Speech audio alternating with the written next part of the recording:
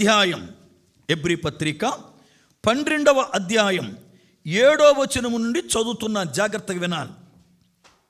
శిక్షాఫలము పొందుటకై మీరు సహించుచున్నారు. దేవుడు కుమారులునుగా మిమ్మును చూచుచున్నాడు. తండ్రి శిక్షింపని కుమారుడెవడు? కుమారులైన వారందరూ శిక్షలో పాలు పొందుచున్నారు. మీరు పొందని ఎడల దుర్భీజులే గాని కుమారులు కారు.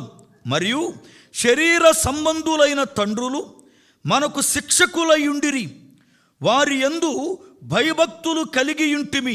అట్లయితే ఆత్మలకు తండ్రి అయిన వానికి మరి ఎక్కువగా లోబడి బ్రతకవలెను గదా.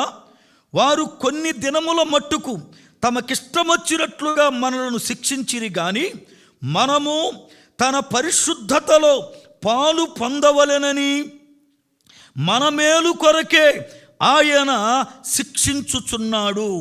మరియు ప్రస్తుత మందు సమస్త శిక్షణయు దుఃఖకరముగా కనబడునే గాని సంతోషముగా కనబడదు. అయినను దాని యందు అభ్యాసము కలిగిన వారికి అది నీతియను సమాధానకరమైన ఫలమిచ్చును. అది కనబడడానికి దుఃఖముగా కనపడద్ది, బాధగా కనపడద్ది. దేవుడు నాకు అన్యాయం చేశాడన్నట్టు కనపడద్ది. దేవుడు నన్ను బాధించాడన్నట్టు కనపడద్ది. దేవుడు నాకు కీడు కలగజేశాడు అన్నట్టు కనపడద్ది.